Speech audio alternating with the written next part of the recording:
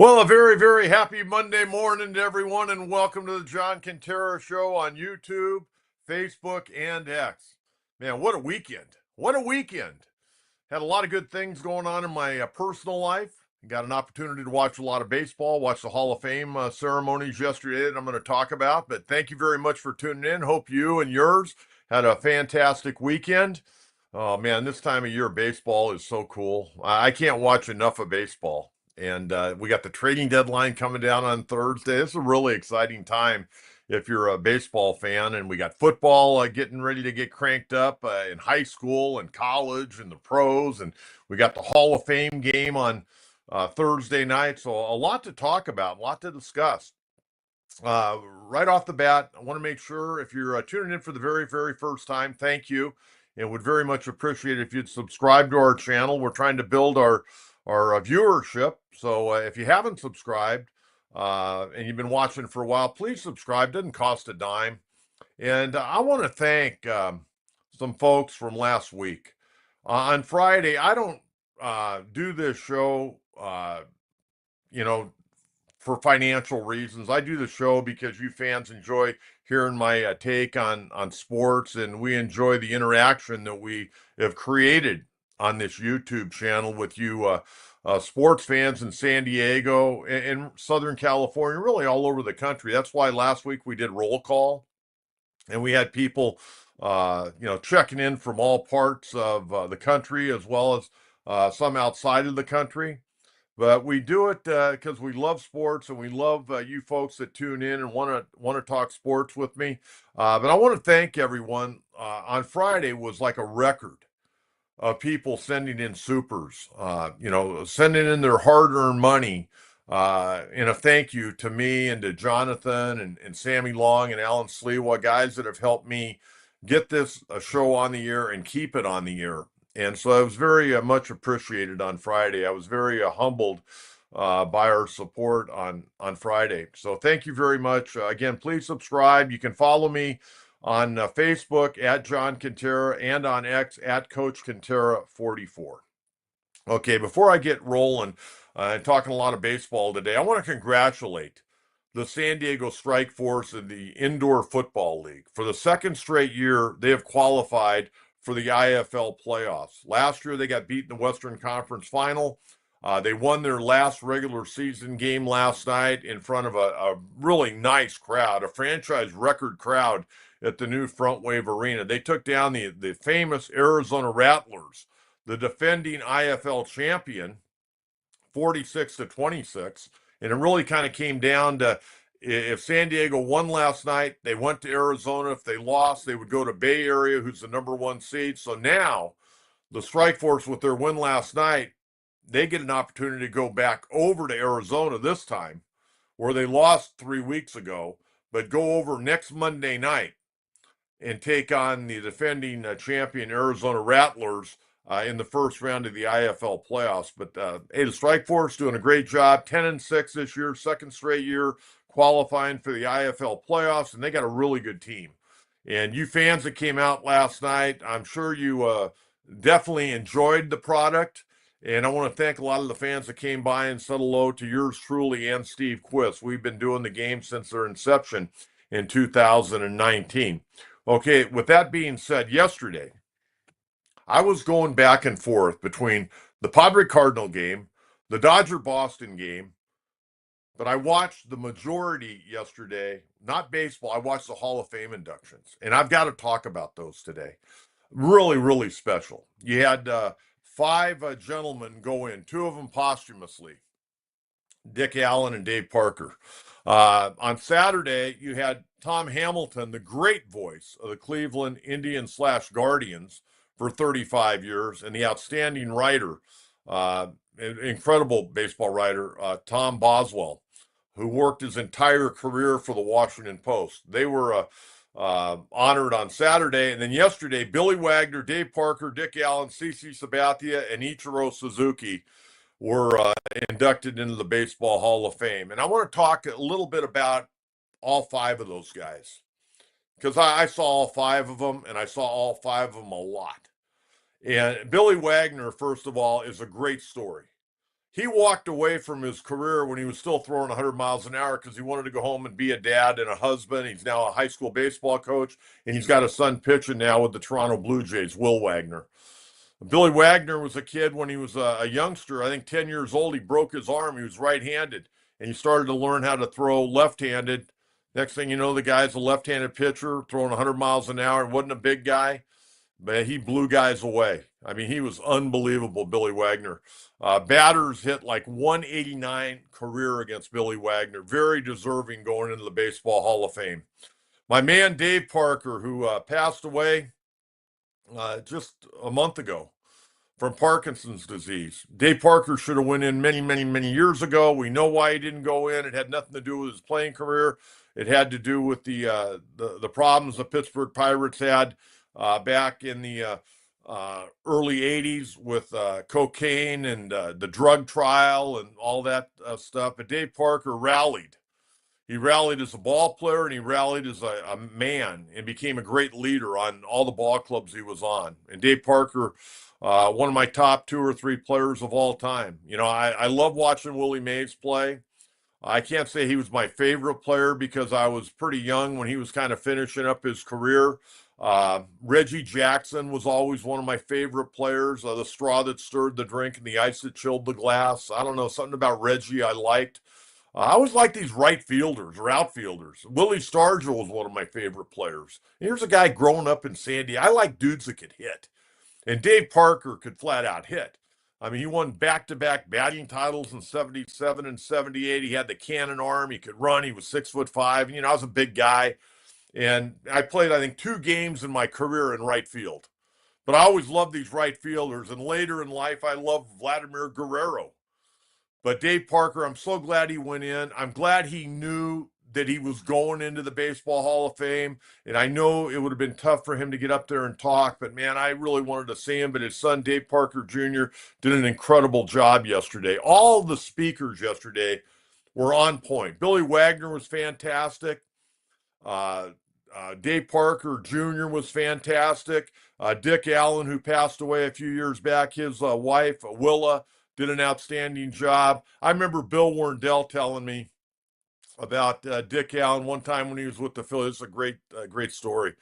Dick Allen was pinch hitting, and he told the clubhouse attendant, he goes, "Hey, get me a beer and a shot because when I come up and this game's going to be over." And he came in as a pinch hitter, and boom, he banged it out of the ballpark, and there was the beer and the shot waiting for Dick Allen.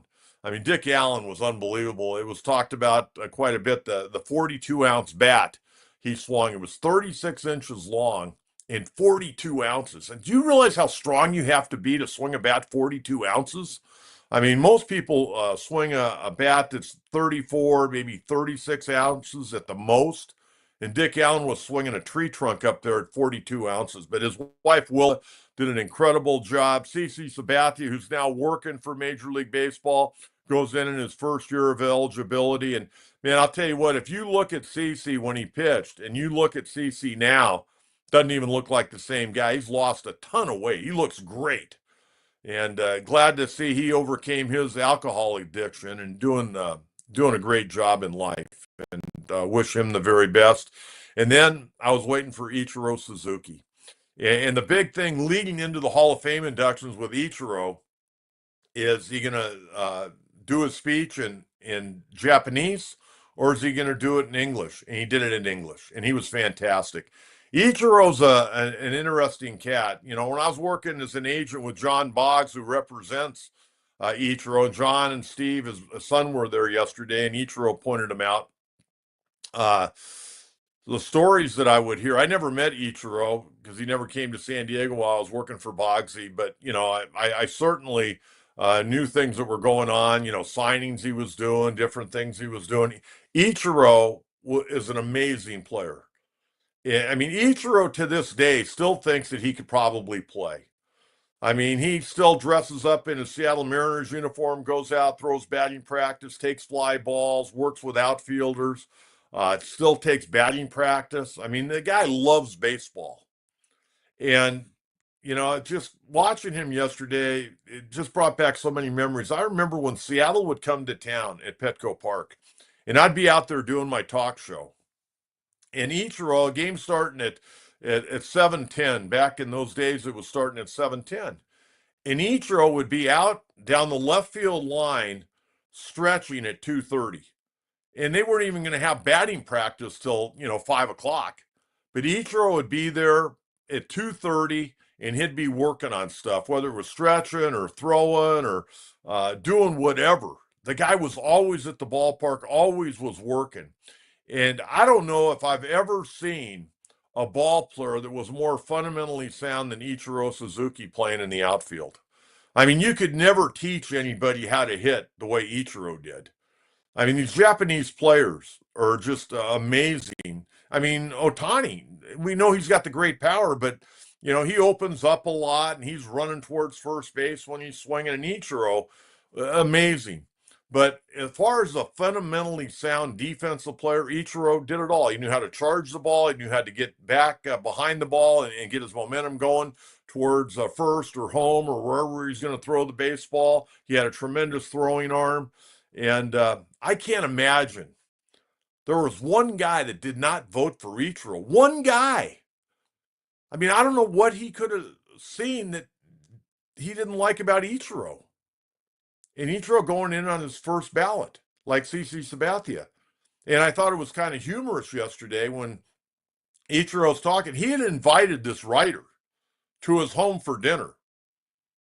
And I take it by what Ichiro said, the writer never responded or declined.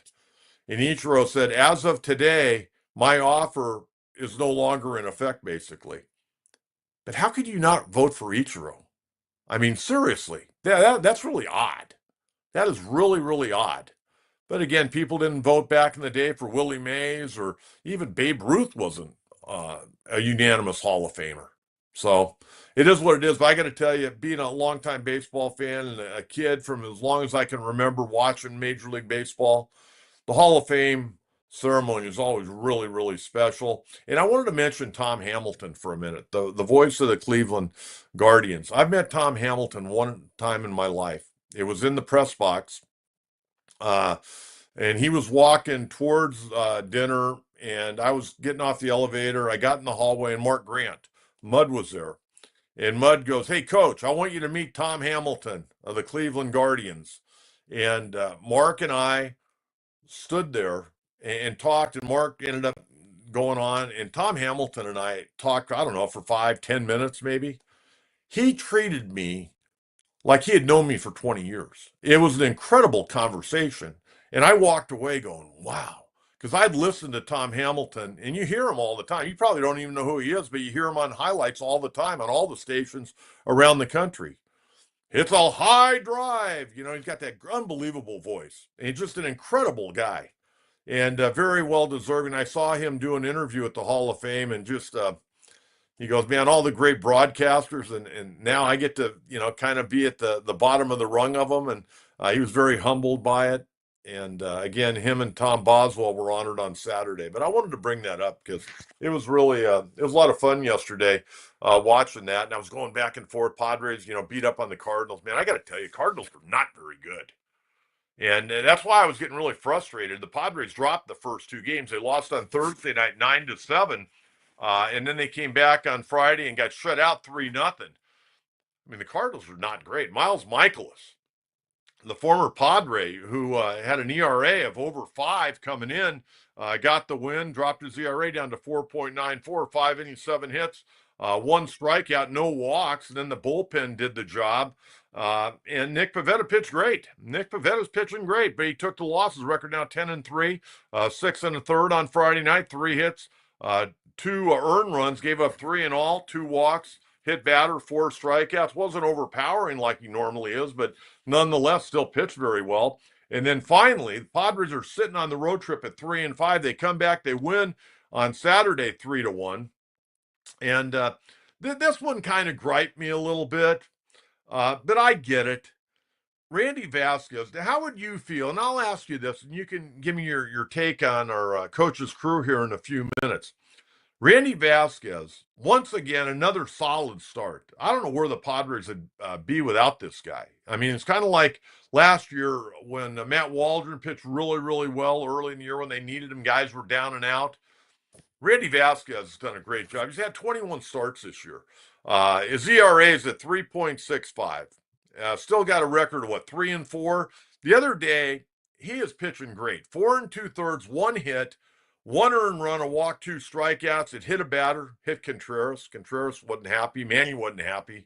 But a lot of jaw jacking, but a lot of kumbaya in that bench clear. I thought it was kind of funny, actually. I think Contreras and Manny both try to stir it up and get their teams a little momentum.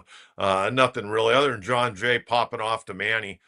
John Jay went to the University of Miami, so knows Manny pretty well, and probably just gave him the old rib bone there. And Jay got ejected, but nonetheless, Padres won on Saturday 3-1. And I want to get back to Randy Vasquez. If I was Randy Vasquez, I would have been pissed. I got the first 2 outs. I've got the 7 and 8 guy on easy outs. I got the 9 guy coming up. And here comes Mike Shilton. He takes Randy Vasquez out after 4 2/3, where he'd given up 1 hit and 1 earned run because it was a left-handed batter, and they didn't want a guy to get on. And they wanted to have Morahone come in, face the lefty, because they didn't want to bring Morahone in if there was a runner on. One more out, and Randy Vasquez automatically qualifies for the win. And Morahone comes in, gets the batter, and then the next inning, he gets a couple of outs, and then gives up a hit, and he gets taken out. And you could tell he was not happy. You could tell Adrian wasn't happy. But nonetheless, Mike Schultz managing the way he feels he needs to manage, and all the data says that Randy Vasquez going through the lineup a third time is not good. But if I'm Randy Vasquez, man, that's the second time in a row where I got taken out where, I'm pitching great, and all of a sudden nothing's happening. I'm out of the ball game. So I thought that was kind of odd. But hey, the Padres won. That's the main thing.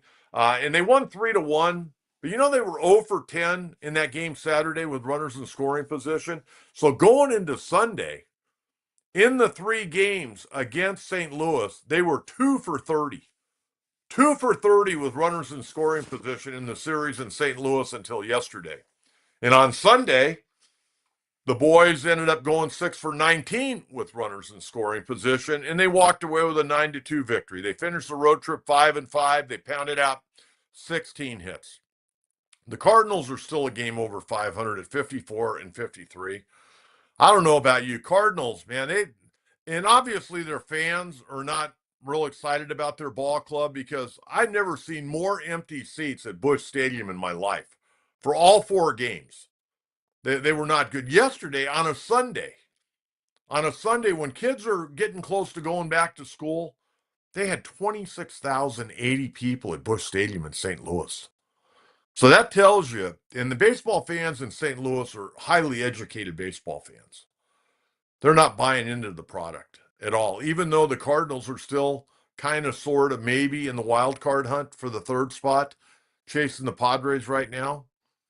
But they're not a good ball club, man. They got some dudes that can't flat out hit. I was amazed at just how bad the Cardinals were, and it really irritated me that the Padres dropped the first 2 games of that series. And you know what? They took what could have been an absolute disastrous road trip and at least finished at 500. And the old saying is, win at home and go 500 on the road. Well, that's good, but they should have done better. They should have done better, but hey, I'll take the 5-5 rather than a 3-7 or a 4-6. I can tell you that. Okay, I want to get to tonight in this series. Going to be very interesting. We're going to get into the trading deadline, because I know a lot of you got questions about the trading deadline, and I certainly have a lot of questions. I have no idea what the Padres are doing. I don't know if AJ Preller can do anything, folks. I'll be very honest with you. This is all on ownership right now. I think this is all on ownership, because I don't think they want to take on money. They haven't shown any inkling to, like, they want to take on money to try to make a run for it. Now, I've said before, and I'll stand behind my comment, I don't think this is a great Padres team. I think this is a playoff team. They're getting in as the 3rd team, but I don't think they're a World Series contender. Do you? Do you think they're a World Series contender? I just don't see it. And we can get into they need more pitching, they need more hitting. We can talk about the catching spot. I told you they're not going to do anything behind the plate. I don't see them doing anything behind the plate unless somebody just comes available all of a sudden. But let's talk a little bit about this series coming up against the Mets and the pitching matchups, because I'm not sure what the Padres are going to do with their pitching matchup after Monday night with Dylan Cease. First of all, the Mets come to town. The Mets are playing great baseball. They've won 7 in a row. They swept the Giants over the weekend at Oracle Park and really dominated play. They're a game and a half up on Philly right now. And again, they're 64 or 62 and 44. They haven't been a good road team, though. They're 25 and 28. So think about it. They were 22 and 28, and then they swept the Giants 3 games up in Frisco. Juan Soto will be here. Francisco Lindor, after going 0 for 30, starting to swing the bat a little bit better right now. Mets got a good team. They got Frankie Montas going tonight. Frankie Montas is a guy that Padres should be able to have some success against. Montas, 3-1, 4.62, a couple of road starts this year. His ERA at 7. Dylan Cease 3-10 in a 4.59. And who knows? It's going to be the last start for Dylan Cease in a Padre uniform. We're going to find out. Remember that trading deadline Thursday at 3 o'clock Pacific Standard Time. Tomorrow night, Tuesday night, our old buddy Sean Manaea coming in. We don't know who the Padres are going to pitch. They may pitch Yu Darvish. They may pitch Ryan Bergert. If I'm making the decision, Ryan Bergert start. I guess Yu Darvish should probably make the start on Wednesday. I don't know. I was talking to my wife about Yu Darvish this morning. I don't know what you do with him. I really don't. Mike Schilt just amazes me. I mean, I read the comment on Friday that was in the paper Friday morning about Thursday night, how Manny Machado liked the way the game was going, even though they got beat 9-7. He thought they did everything right. Well, you get beat 9-7 and you're over with runners in scoring position. Not a good look. But Mike Schilt, his comments about Darvish. Now, again, Darvish's numbers in 4 starts, 0-3 and a 9.18 ERA. 16 2/3 innings, he's given up 21 hits, 17 earned runs, 9 walks, 11 strikeouts, and a whip of 1.80. And Mike Schilt comes out today in the paper and goes, Yu Darvish's metrics are trending in the right direction. What are you talking about? I don't care how hard the guy throws. I don't care what his spin rate is. The hitters tell me how he's doing. And the hitters are feasting on Yu Darvish right now. And I said the other day, maybe you give him one more start, or maybe you put him back on the IL and continue to work. He's throwing in the low 90s now. Yeah, he's got good spin rate, but again, you got to be able to put hitters away. He's getting 2 strikes on guys, can't put them away. So I don't know what you do with Yu Darvish. But just because Yu Darvish is on the mound doesn't mean he's the old Yu Darvish. Father Time is undefeated, folks. And I really think if the Padres are serious about trying to do something dynamic here, 2 things have to happen. You may have to sit Yu Darvish down, put him back on the IL, not let him pitch, even though you owe him a ton of money. Between now and 2028, you owe him $63 million unless he retires. Okay? And I don't see him coming back to being the old Yu Darvish. You know, we can't hit him with a magic wand and make him 30 years of age. He's going to be 39 years of age come August, right around the corner. And I don't like to sit here podcast after podcast and bang on Yu Darvish because I've got the utmost respect for him as a person, as a player, and as a true professional. But the Padres have got to be serious here. Do they really want to win? If you're running him out there, I'd rather see Kyle Hart, to be honest with you. I'd rather see Kyle Hart pitch here at Petco Park. Kyle Hart's been like Warren Spahn at Petco Park. He hadn't been very good on the road, even though he threw a couple of nice innings. If he got optioned out again, you'd have to put somebody on the IL to where you could bring him up, because normally when you get sent down, you ain't got to be down 10 days unless you have an IL move. So maybe they end up putting Yu Darvish back on the IL. That's what I would do. I would put him back on the IL, let him continue to work and see if he can get a little sharper. And this time, I wouldn't just throw simulated games. I'd have him go down and throw a game in AAA or AA or single A. But I'd get him out there against live batters that are trying to inflict damage on him. But I think Ryan Bergert's pitched great. I have no qualms about sticking Ryan Bergert out there. 10 games this year. He's made 6 starts, 1-0 with a 2.84 ERA, 31 and 2/3 innings. The only thing, when you look at the numbers, he's walked a little bit too many. He's walked 10 in 31 and 2/3. You'd like, or 14 he's walked. You'd like to have a little bit better number, but he struck out 30 and only given up 22 hits in 31 and 2/3 frames. So Ryan Bergert would be my call for Tuesday night. You, Darvish, I don't know what you do right now. I think you got to sit him. I don't think you can run him out there. Okay, that's my take on that. Okay, let's get to some live questions on Coach's Crew today. What do we got here? Louie, why do you think the Dodgers are struggling? Well, they're not hitting. Mookie's not hitting. Freddie Freeman is not hitting. Ohtani's hitting for power, but not much of an average. Tommy Edmonds hitting under 230 right now. Will Smith leading the National League and leading the National League by a ton in batting average. Doing a great job. Teoscar Hernandez not having a great year. Max Muncy's out of the lineup. I saw Dave Roberts said that they're going to go with a 6-man rotation. Blake Snell should be making a start this week. That's why I think the Dodgers are struggling offensively. They're just not really doing the job right now. And they've got to figure out exactly what kind of moves they're going to make. And they're going to make some move. I tell you, I saw Tyler Glasnow throw his last time out. He was absolutely fantastic, but can he stay healthy? That's the big bugaboo with the Dodgers. Can they keep their pitching staff healthy? And you get Max Muncy back, that'll put everybody back in a little bit more of a comfort zone. Muncy, after a really slow start, he got those glasses, man. He was tearing the cover off the ball, but a lot of the Dodgers just not swinging the bat real well. Mookie just looks so lost right now. Playing a great shortstop, though. I'm amazed at how good he's played at shortstop. He really worked hard and done a good job, but swinging the bat, he's not made one adjustment whatsoever that I've seen. I saw he got an RBI single yesterday, but aside from that, he's not hitting well at all. And Freddie Freeman, man, he was hitting about 370 through the first 2 months, and he's been hitting about 200 ever since. But that's my take on the Dodgers, and I'm sure the Dodgers are going to make a move. Money is no problem. They're going to do what it takes to win. Hey, you know what?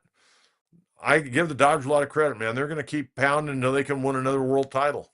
But Louis, thank you very much. I appreciate that. Austin, I'm hoping the Cease gets traded by Thursday. Well, Austin, you know what? Here's the deal. Dylan Cease, maybe he'll go somewhere else and get a new lease on life. Having that 4-10 record and a 4+ ERA can kind of grind on you. Not that you're not going to be taking that record with you and it'll appear on the back of your baseball card. Dylan Cease is a good guy. He's a guy that cares. And I think because he's not going to be back next year, go get what you can for him rather than maybe a 4th-round draft pick if you gave him a qualifying offer. So if he gets traded, I think it's good for both Dylan and I think it's good for the Padres. Padres have got to regroup and build that farm system up again and hopefully not trade a bunch of guys this time. I'm really anxious to see. After this trading deadline, and we'll see where the season goes, I'm really surprised that the Padres have not moved on A.J. Preller from the standpoint. He's only got, after this year, he's got 1 year. He got the 2026 season and play as the president of baseball operations and general manager. And I would think they would extend him if they're going to extend him. Why would you wait?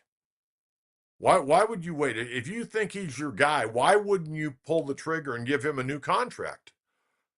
Maybe they're not, this new ownership doesn't like AJ. Maybe they don't want him around any longer. I don't know.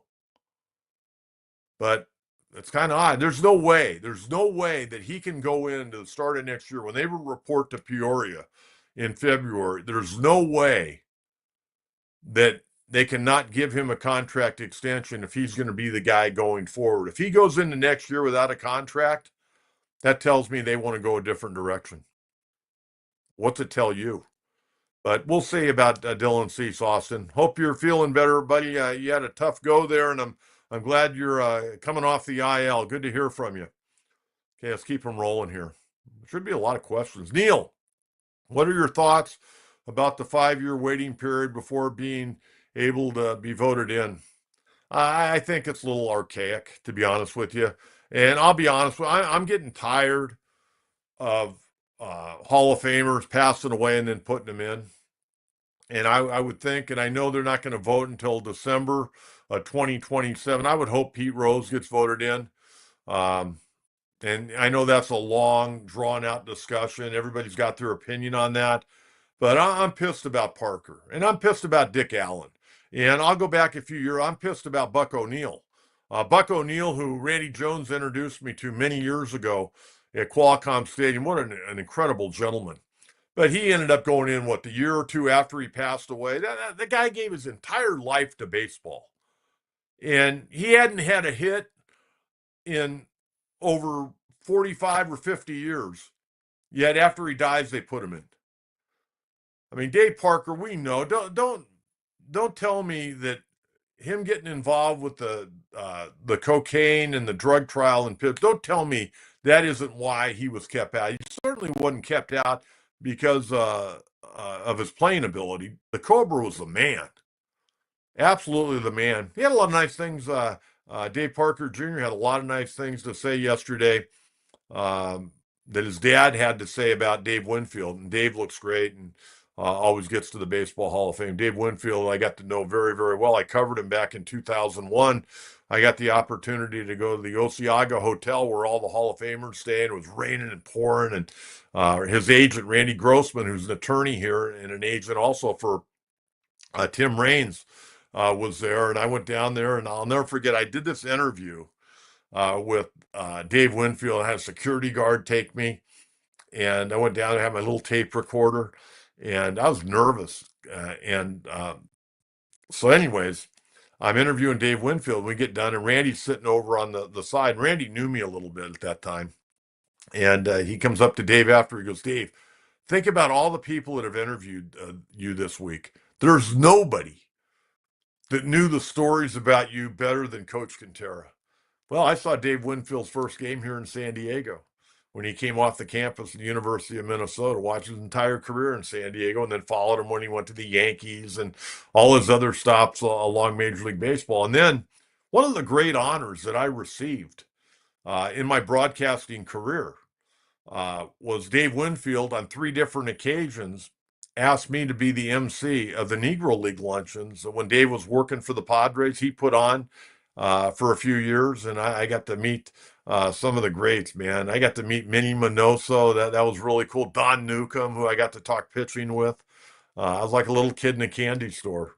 But that was a great honor. Bob Kendrick from the Negro League Baseball Hall of Fame. I got to meet him. But that was a great honor for me. And Dave will never really truly understand how much that meant to me. I love baseball history. I'd like to be one of those guys sitting in those rickety wood stands watching a guy like Wee Willie Keeler or Josh Gibson or Satchel Paige. I would have eaten that up. But no, I'd like to see guys go in. It's like Ichiro going in first year of eligibility, CC Sabathia. Guys don't get better or worse by waiting 5 years. And they've got the rule now, I think, for managers at least, if you're 70 or over, you're immediately eligible. So whenever Bruce Bochy retires, whether it's after this year or next year or however long, Bruce Bochy will be eligible for the Hall of Fame. And I would certainly think Bochy is going to go in. Do you realize this? And I got to look. Bochy is a few games under 500 as a major league manager. But think of all the things he did here in San Diego.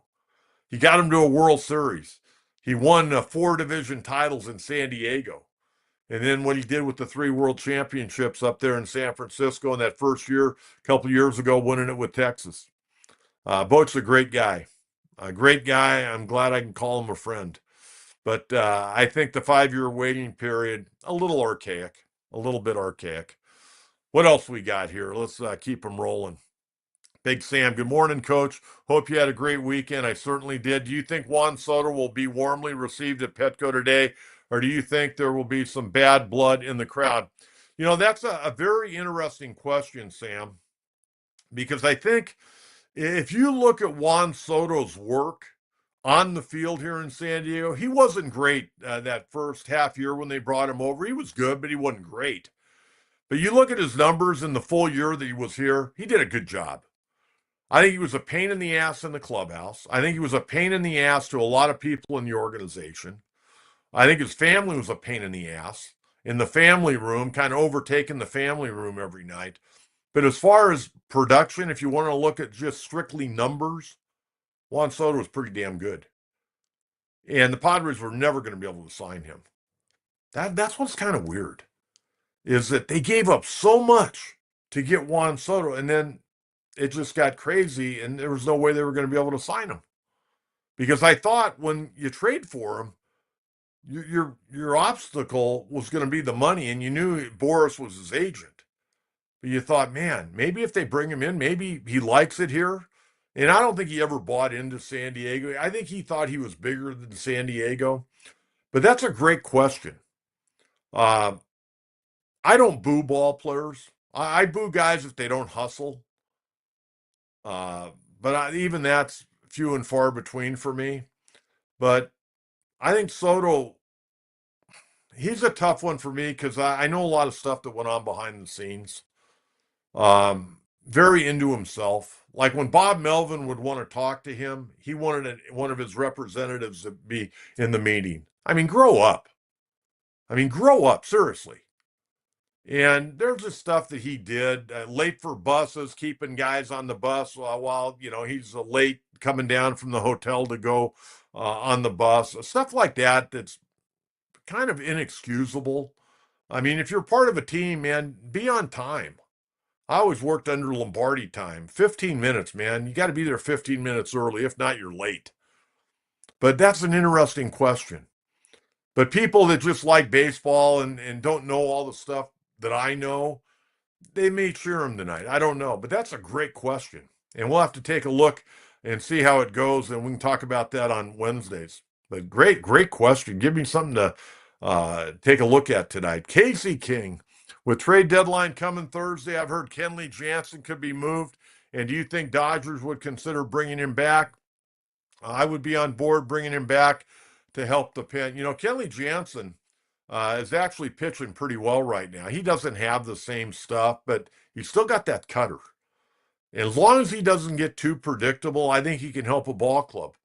I'll tell you, the Angels, they got an interesting ball club. They got some young players. That Nolan Shonwell, the first baseman, their shortstop, Zach Neto, their catcher, Logan O'Hoppe. Joe Adell's worked hard, become a much better player. They've got kind of a fun team to watch. I still wish they'd go back to their old uniforms. But I watched a lot of Angel baseball this year, and I went to a game earlier in the year. I took my grandson and the family. We went up there. We had a great time. They beat the Guardians that day. But Kenley Jansen would be available. I think Taylor Ward, who's having a pretty good year, starting to swing it a little more consistently. He's still a feast or famine guy. He may be available. Not sure who else is up there that Yohan Machado. I wouldn't touch him with a 10-foot pole. I think he gets hurt when he wakes up out of bed in the morning. He's always hurt. Constant underachiever for the talent level. And not a bad third baseman, but he just hasn't played a lot because he's always hurt. Remember, he was one of those guys with the White Sox that was always hurt. But Kenley Jansen, I could see him getting moved. But Dodgers are going to get some bullpen help, but I think they want a guy that's going to be throwing a little bit harder. And Kopech's trying to come back from that knee surgery. He had a torn meniscus, trying to get him back, and Blake Trinan's working his way back. And then there, like I mentioned earlier, Blake Snell. Gonsolin, I don't think Gonsolin's going to be back. I mean, I got to wonder about Gonsolin. And Dustin May, who yesterday pitched, his names have been thrown around in trade rumors as well. And he's a free agent, I believe, after this year, Dustin May. It doesn't seem like he's pitched that much, but he's missed so much time because of the Tommy John surgeries. But we'll wait and see on Kenley Jansen. Kenley Jansen's one of the all-time great guys, too, by the way. Casey, thank you very, very much. Appreciate that. Another one from Casey. Do you think the Padres will hold on for the last wild card? That last wild card spot in the NL will be interesting. What's interesting, Cincinnati, and we're going to get to the standings here before long. Cincinnati, a game back right now, the Padres in the wild card. And Cincinnati, starting today through Wednesday, got the Dodgers at the Great American Ballpark for a 3-game series. Yamamoto throwing tonight for the Dodgers. As good as he is, he's only one game over 500 this year. Padres, I think, if the Padres make no moves, they can get that last wild card.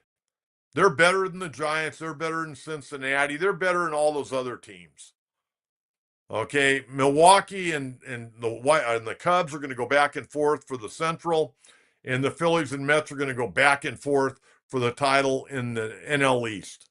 The Padres are going to be okay. If they do nothing, unless they just completely fall apart, they should eke their way in the playoffs. But I don't give them much of a chance to advance. I really don't. They're just not as good as these other teams.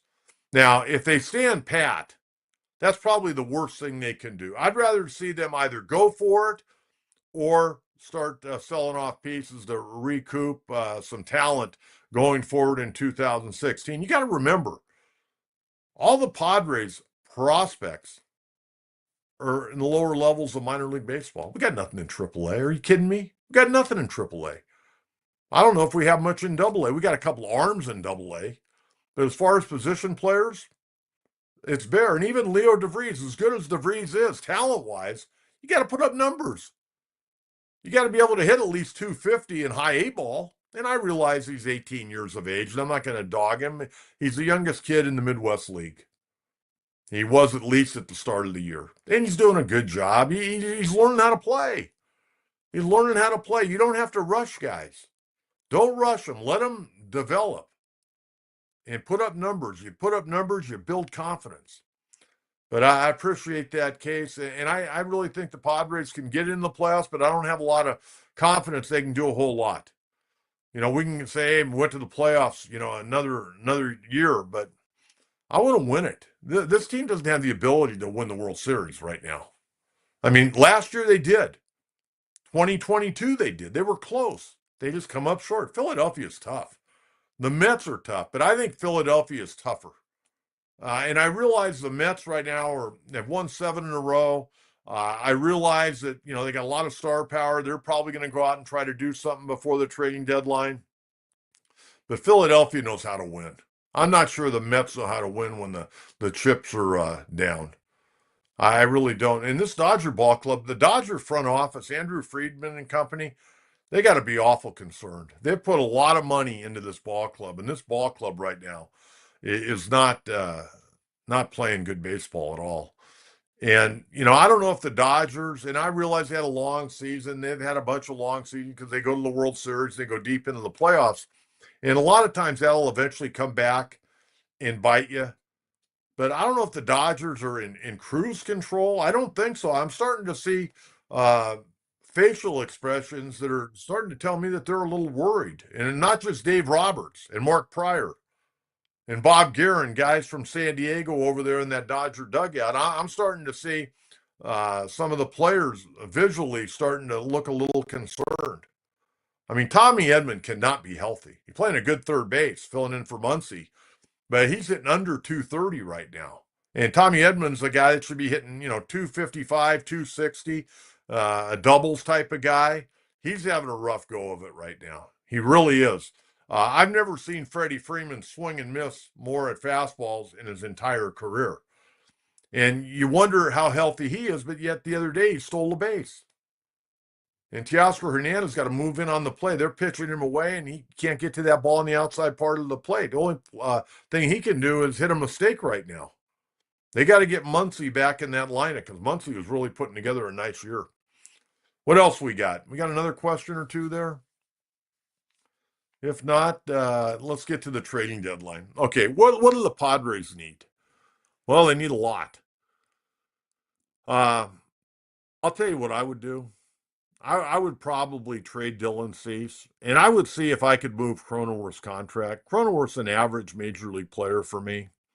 He does just enough to everybody go, oh man, Jake's this, Jake's that. Jake plays hard. But we've seen the best of Jake Cronenworth.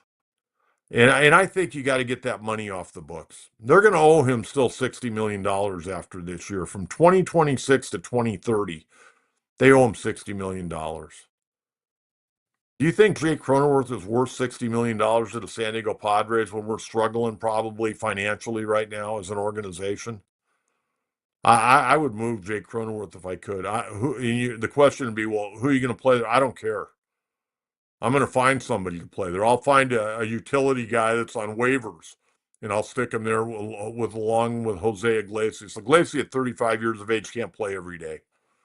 It takes a lot to get him ready day in and day out. He's perfect at what he's doing right now, filling in at third, short, and second, DH occasionally.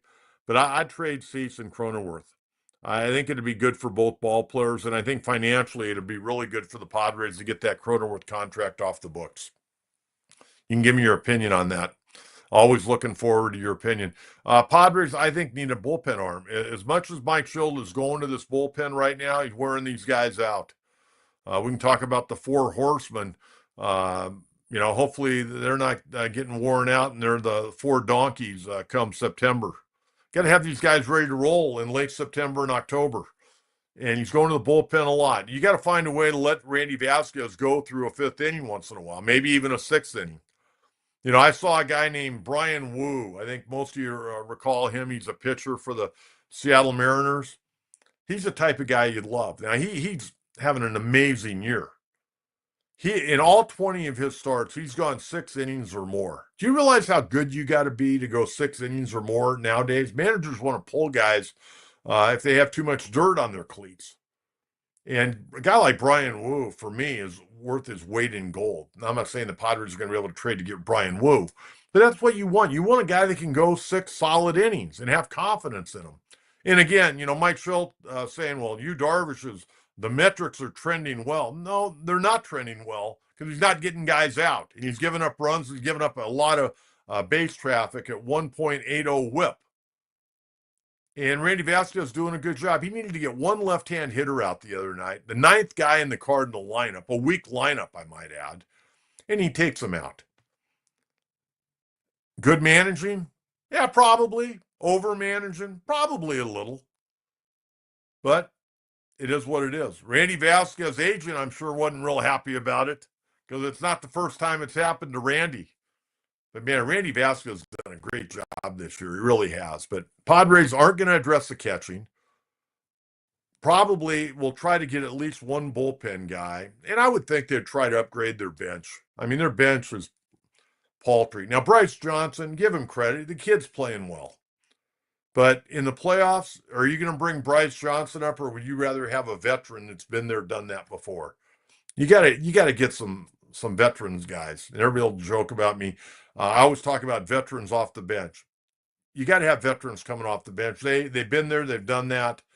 And the young guys are great, but until they have experience, I want a veteran coming off the bench in the 8th or 9th inning in a critical playoff game or a critical regular season game down the stretch. So I'm looking for a bat and I'm looking for an arm. Other than that, trade off pieces that aren't going to be here next year and make good of it. I can tell you, they've been bringing guys up and showcasing some of these players. And they brought Ron Marinaccio up yesterday. And, he pitched pretty good. Again, another guy that, could go somewhere else and be on a major league roster. But some of these guys that they brought Kyle Hart to show that he could work out of the bullpen a couple of innings, did a nice job. Who knows? Maybe they'll trade him. But some of these guys that have been brought up recently were brought up not only to help the ball club, but so major league scouts could see them in major league ball games. That's what's been going on. Okay, I want to talk about Manny Machado.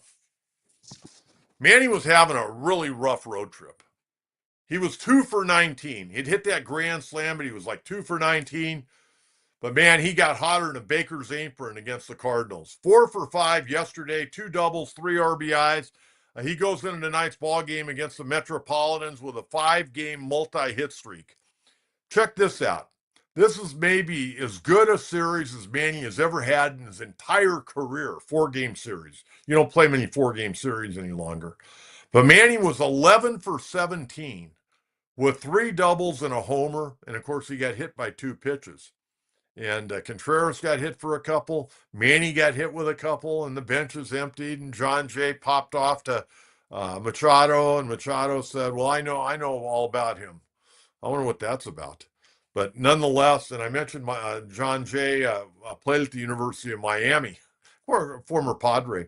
now on the coaching staff. But Manny's putting together a great year offensively. You know, his average did dip down into the 280s. With that weekend, he's back to an even 300. And I said earlier, when he had 4 home runs, I said on the podcast, Manny will get hot and Manny will end up with 25 to 30 bombs. Well, right now he's got 19 home runs. He's hitting 319 homers, 66 RBIs, got an 866 OPS. By the way, chipped in 27 doubles, 360 on base percentage, and an OPS plus, and I'm a big OPS plus guy, 139. Average major leaguer is at 100. He's at 139, and he's got a WAR right now at 3.5. So Manny getting it done. Defensively, though, he still gets it done, but he's made 14 errors.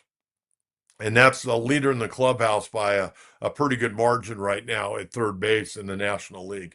And most of them been on throws. You know, he kind of arms it over there. If you drive off that back leg, man, he's got an incredible throwing arm, but you never really see it because he never really gets his legs underneath him. He just kind of risks it over there. Well, he's been throwing some balls in the dirt and been awry on some. So 14 errors, got to clean that up down the stretch. Okay, let's take a look at the National League standings, and we're going to take a look at the American League and the wild cards as well. Let's start with National League today. Okay, the Mets roll into town, a game and a half up on Philadelphia. The Marlins are playing better. They're trying to get back to the 500 mark, but that's a two-team race. Mets and Phillies, they're going to go back and forth, and both ball clubs are playing very well right now. Cubbies right now, and the Milwaukee Brewers. That's about where you'd expect. These two teams are really good. I like Milwaukee. I think Milwaukee right now may be the best team in the National League. And then you got the Reds. Reds are 6.5 back. They're not going to be a player in the division. They're definitely going to be a player, though, in the wild card. Then you take a look at the Dodgers. Dropped 2 out of 3 in Boston there. As I mentioned earlier, they're going to be in Cincinnati the next 3 days, 61 and 45. They've had a really rough go of it lately. Padres now 4 games back. Giants 7 games back. I expect the Giants to do something at the trading deadline. And you got to wonder about the Arizona Diamondbacks. I got to believe with that 51 and 55 record, they're going to continue to sell after trading Josh Naylor last week to Seattle. Josh Naylor's a really good player. Okay, let's take a look at the National League wild card here very quickly. I can tell you, with the Padres winning their last couple of ball games, it's starting to open up a little bit.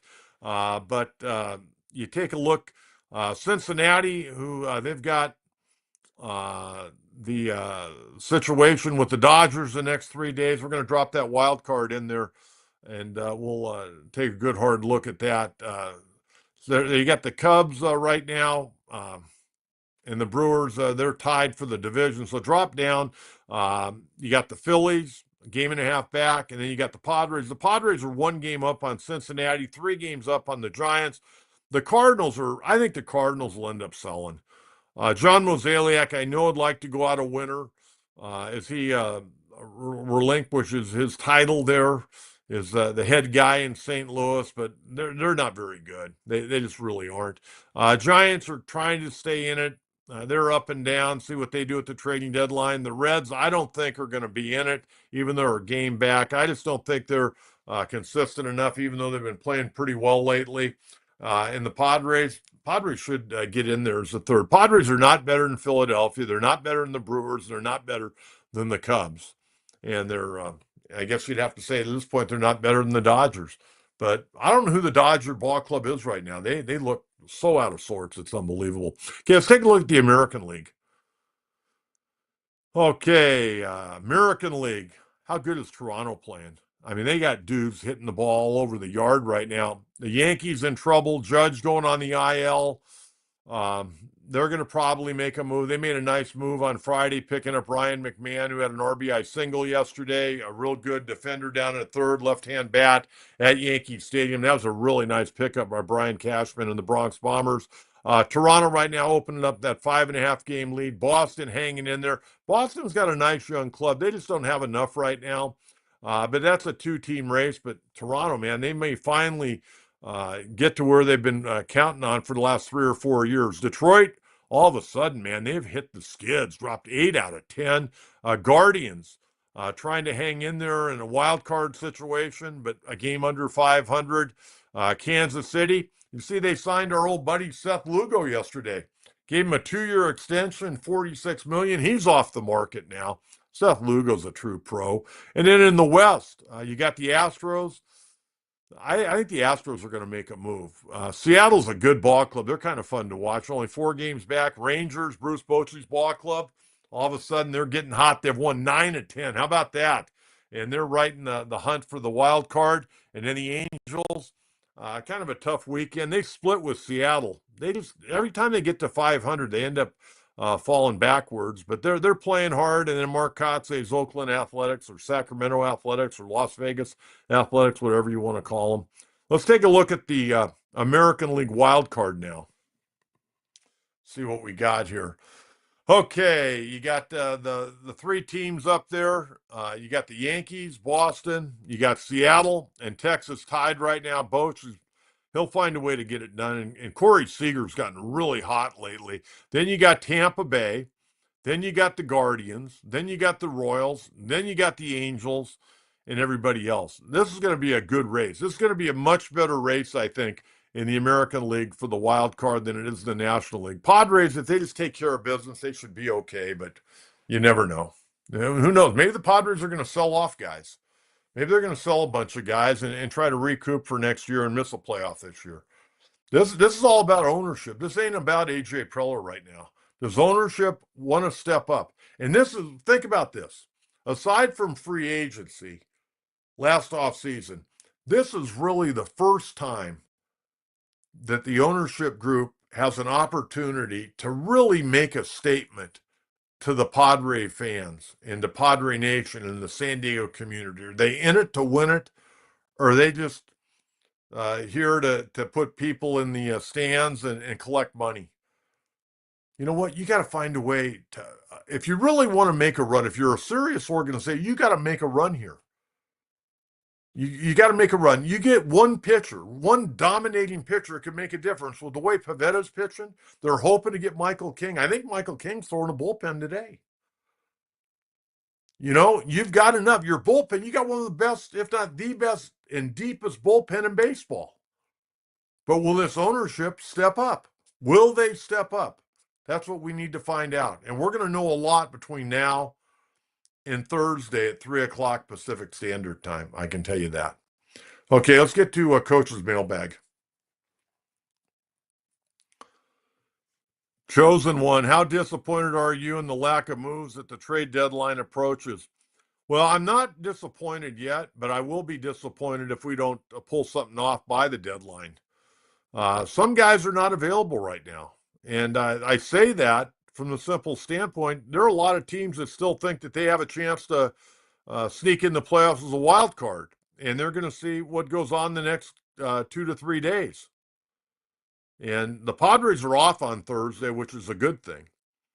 And I can tell you, A.J. Preller and Josh Stein, the assistant general manager, they were on the road trip with the ball club. So they've been monitoring the situation. But again, I think A.J. right now, I don't know if this ownership is handcuffing him or not. We usually see A.J. being pretty aggressive. But again, with the added wild card the last few years, a lot of guys think they're going to be buyers rather than sellers. So we'll wait and see. But I can tell you, each and every day I got my phone with me, and I get those alerts. If a trade comes down, I know about it. And sometimes I know about it before it comes down. But I'm concerned because if they really want to be a player here, they got to make some moves. The worst thing they can do is not make any moves. If they traded some pieces off, I wouldn't be upset because, again, I don't think this team can win the World Series. And if you can't win the World Series, put yourself in position to win the World Series next year then. Or at least give you a better shot. This ball club, Jekyll and Hyde for me. Very, very frustrating ball club to watch some days. The chosen one will have to wait and see. Friar Faithful, no point in trading DeVries or Salas if we can't add a piece to help us win a World Series anyway, correct? Absolutely. Those guys are, I guess, nobody's ever untouchable. It's like the Padre roster. You know, I think a few years ago, You would have said, well, Fernando's untouchable. I don't think Fernando's untouchable any longer. He's untouchable because he's got a no trade contract for a few more years. But you know, he's not an untouchable player any longer. I think Manny is from the standpoint of productivity. But if you could move Manny Machado's contract tomorrow, they'd probably move it, this ownership. But I'm not trading Salas. I know he's got a bad back, but I think the kid's going to be pretty good. But I want to see him have plenty of time in the minor leagues to learn the game of baseball. And DeVries the same thing. Physically, very talented guy. Fundamentally, needs a lot of work. And you never know how these guys are going to deal with failure. These guys have always been so good. How are they going to deal with failure? And somewhere along the line, you're going to hit a roadblock, and you got to figure out how to get around that roadblock and continue to grow and get better. I'd be a great mental skills coach for a player because I realize how tough it is. I talk to kids on the phone all the time about this game. Pro guys, amateur guys. This game beats you up and chews you up and spits you out, and it brings you to your knees. This is a tough game, baseball. It's day in and day out, man. You got to pick yourself up off the deck and get ready to play. Not easy. Not easy at all. And anybody that thinks it is hasn't gone 0 for 20. Go for 0 for 20, man. You can't sleep. You can't eat. Not fun. We'll see what happens at the trading deadline, but I don't want to see any of those guys go. We need to rebuild our farm system, for crying out loud. Got to rebuild it. We've gotten some good guys in return. We gave up a lot over the last couple of years. We've given up a lot. What else we got here? Jim Hugh, do you think fan support will change with a new ownership group not wanting to spend money? Um, yeah, I would think so. I mean, it's not cheap going to Padre baseball. And the fans of San Diego are the true MVPs. I mean, as a kid growing up in San Diego, I almost want to cry when I see Petco Park filled every night because I sat at games where there were 3,500, 4,000 people, 5,000, 6,000 people when I was a kid. And I always knew San Diego was a great baseball town. Larry Lucchino showed that to me, along with Charles Steinberg, when they came in and they did all those incredible promotions. They had a bad ball club one year. They lost 98 games. Yet they put together Eric Owens' dirty T-shirt night, and they had over 55,000 people show up at Qualcomm Stadium on a Saturday night for a bad ball club. Baseball fans are great in San Diego. Football fans are great in San Diego. This is a great baseball town. It's a great football city as well. Should have never lost the Chargers. But it's a lot of money to go. I got a buddy of mine who's got 2 tickets down on Field Level, cost him 15 grand. That's not even for parking and food. Luckily, he does very well in life. He loves Padre baseball. He lives and dies it. That's a lot of money. It's a lot of money. And it's not easy to get there night in and night out. It's more, it's not like going to a game. You're going to like an event now. It's like going to a concert. And it takes a lot of energy. And, if they're not winning, then some people are going to probably not want to go back and pay that money and go through all the rigmarole. I give the people that work there, the security guards, the ushers, the all the people that work in the services there. Do you realize what they have to go through day in and day out to get to Petco Park? Whether they're taking a trolley or getting dropped off and get picked up, or they got to find a parking spot down there. I mean, those people, like the fans, are really the MVPs. I've got the utmost respect for the people that work at Petco Park because it's not easy. I know it's a job. I know they're getting paid, but it's not just a job. They've got to go through a lot to get there, and they got to do a lot to go home late at night. Whether they're walking the streets, getting to the trolley, going back maybe to Qualcomm Stadium and picking up their car to where they parked, at 3 o'clock in the afternoon. I mean, it's not easy getting to Petco. It really isn't. But I think we're going to know a lot more about this ownership group come Thursday at 3 o'clock. And we'll see what kind of moves they make. I would imagine the moves they're going to make will cut into payroll rather than extend payroll. That's my take right now from what I'm seeing. And again, I think at this point in time, maybe the players aren't available, but I think AJ Preller maybe for the first time in his Padre tenure as the president of baseball operations and general manager, may have his hands tied on this one. All right, we're going to get out of here. Again, thank you very much for tuning in. I very much appreciate you. Subscribe to our podcast. Spread the word. We're trying to build our viewership, and we'll see what happens. Oh, a big 3-game series starting up tonight. Padres will be off on the trading deadline on Thursday, and then the Redbirds come in on Friday, Saturday, Sunday. Cardinals are not good. We got to dominate them. I'm wanting to sweep those guys, but hey, the Mets are coming in. Mets are hot. They're hot. Juan Soto and company, Lindor. They got a good ball club. They've won 7 straight, coming off that 3-game sweep this weekend up in San Francisco against Bob Melvin's Giants. Until Wednesday morning at 9 o'clock, Coach John Kentera, have a great start to your week. I'll look forward to visiting with you again Wednesday morning at 9 a.m. Have a good one, everyone. Bye-bye.